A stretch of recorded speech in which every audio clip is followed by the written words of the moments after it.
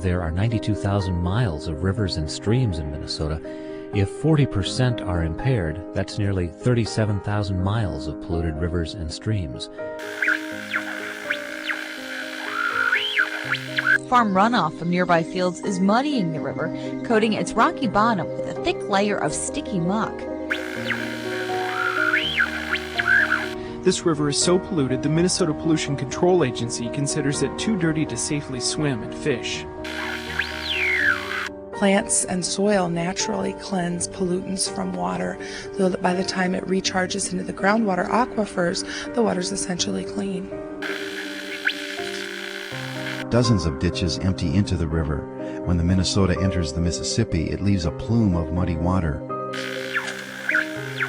She says this river is polluted with sediment, phosphorus, nitrates, and fecal coliform bacteria.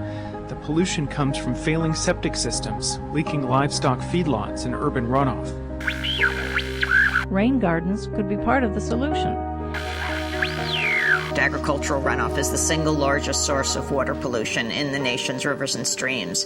Nearly 20 million Americans fall ill each year from waterborne parasites, viruses, or bacteria, including those stemming from human and animal waste. It's the little things people do that end up hurting water quality. It can come from farm field runoff, but also when someone fertilizes their lawn or washes their car in the driveway. And in some cases, we might not be able to clean up our water bodies if they get to a point where they're so polluted, there just may not be an ability to restore them all the way back to where they need to meet water quality standards. With all of the ecological problems of today's water supply, one easy, inexpensive part of the solution is to plant rain gardens. Anyone can create them, and they are an aesthetically and environmentally friendly option to grass. Rain gardens work by absorbing water runoff, and as the water drains through the soil, the pollutants are filtered out before they reach our water supply. Rain gardens not only cleanse water, but when placed in the context of art, community, history, and the ecosystem as a whole, can restore balance to many areas of life.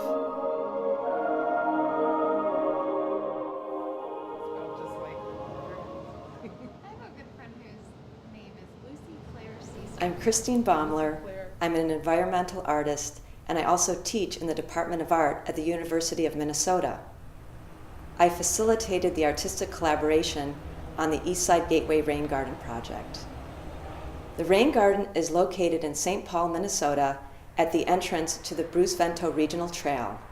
Over the past 15 years, I've worked on a constellation of environmental art projects in my watershed in St. Paul. I've been involved in the restoration of the Bruce Vento Nature Sanctuary since its beginning in 1997 as a member of the Lower Phalen Creek Steering Committee. I was aware of the intention to transform the site between the parking lot and the Nature Sanctuary into a demonstration rain garden.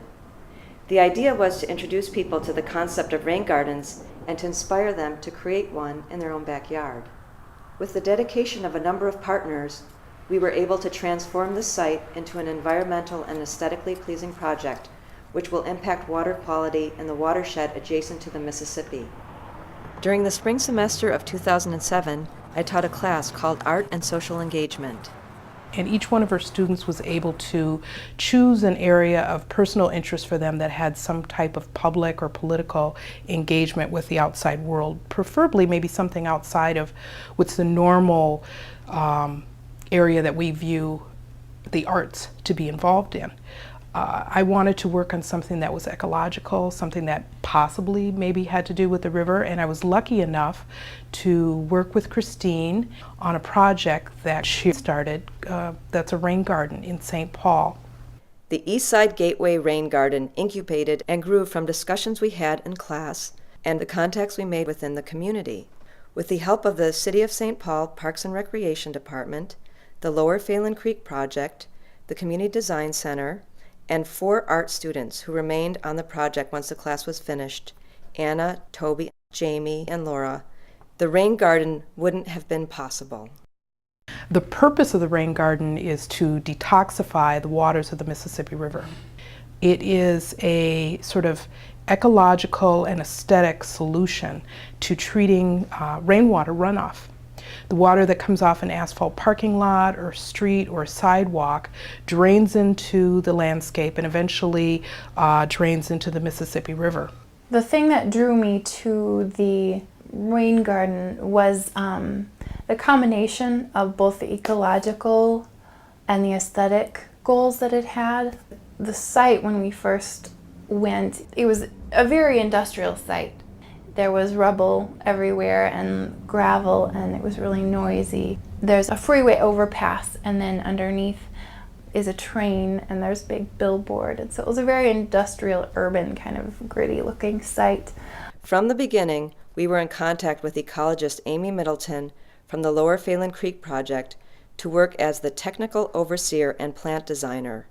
Ruth Murphy from the Community Design Center to connect us with Youth Conservation Corps interns and the City of St. Paul for the paving of the bike trail. This was sort of came out of a trail connection. There's a trail now that is connecting to the Bruce Vento Nature Sanctuary from Sweet Hollow Park. When the trail piece went in, we made an important component and decision, let's put in a rain garden at the same time. The bulldozers are there, let's do this. So it was sort of a push to take advantage of the construction that was going on. The bike and walking path that winds through the rain garden is an entrance to the Bruce Vento Regional Trail. When this trail was completed in 2007, many people came out to celebrate its opening. With all of the people who will be using the trail, it's time to start building the demonstration rain garden. Now the next step is to figure out the artistic component.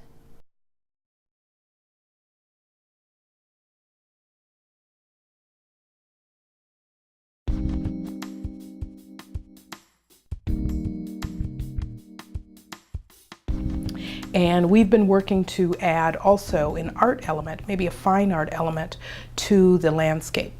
The idea that we thought of was to possibly put in a ceramic element, something that was sculptural, something that would be a public art piece that would be permanent in the space where this rain garden would go. As a group, I'm the only ceramic artist, and my inclination and instinct is to say, well, clay and ceramics is one of those art media that happens to last a very, very long time, civilizations, in fact. And it seemed like all of the rest of the group was interested, though none of them had had a lot of experience with clay.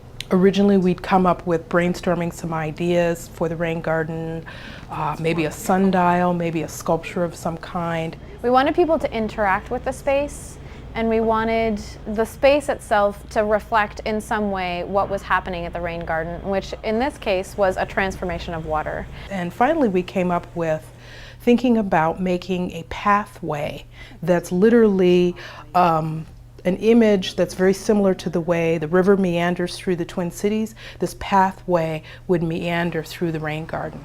In thinking about how the water would be transformed from an impure state to a more pure state, we decided to do tiles that would reflect that kind of gradation. They range from very pale blue to darkest blue on the glaze of the tiles.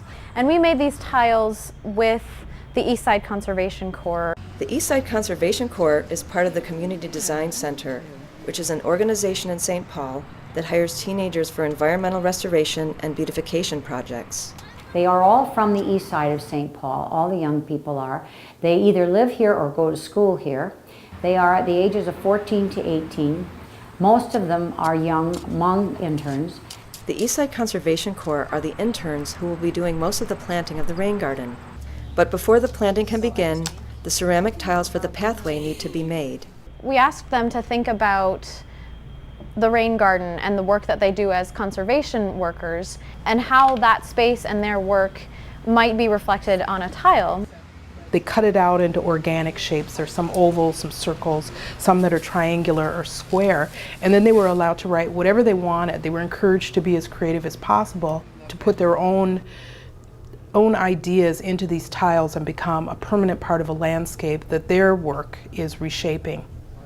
Hi, my name is Mang Zhang, and I work with the Community Design Center and Conservation Corps. Yeah, today we're making ceramics tiles.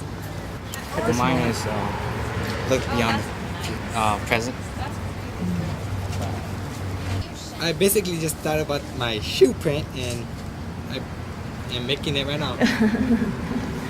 Well, what I made here is it's like a leaf, kind of, and it's my name, C.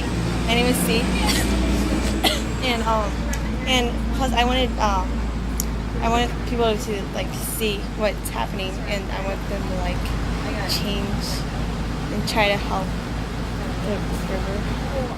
The University of Minnesota students were helpful in sort of getting the kids rallied around the art project aspect of it, which was wonderful, and a chance for them to see other ways to look at the environment and ways art interacts with that, which was really cool to have that. The Conservation Corps, our work has been in partnership with the Lower Phelan Creek Project, and we do many projects with them. The main project has been Bruce Vento Nature Sanctuary. The Bruce Vento Nature Sanctuary is 27 acres of land on the eastern edge of downtown St. Paul. This land has a storied past, but had become abandoned and condemned in the last half of the 20th century. Currently, many different people and organizations, including the Eastside Conservation Corps, are working hard to restore it and provide a place to escape from the city. We were just doing a series of interviews with people in the community, kind of asking them how do they know about the Community Design Center, and a lot of them said, well, because our kids are involved, or we know kids who are involved. And then they would start talking about the kids, and the kids' passion for this is, you know, that's unusual for high school kids to get outdoors and be passionate about a place like this. As he says, you can't contain their excitement. And she says, we can't quite put our finger on why that is, but they're just crazy about this place. I love the nature. I've been down here 2 summers. It's basically become almost kind of home. You meet friends here, meet new people, meet old people, walk around, work, have fun. Well, down here, it's like, it totally zooms out and like you're just in nature. It's like, even though you're like right, you can see the city right across right over there, but then when you're here, it's a totally different feeling. You know, it's just very comforting and relaxing over here. So it's a really nice place to restore, and I really encourage people to come because it's a nice place to be. I think that the most important thing that we are doing here is bringing young people into a process that traditionally has not really engaged young people. Many young people, way too many young people, way too many adults know very little about their own ecology and the environment in their own community. We have now had 4, and we probably will have 5 young people who have gone to work with the National Park Service in the past 2 years, and we have young people that are going to college now that are interested in being in the environment. So that's the other big piece that is a part of all that we are doing here.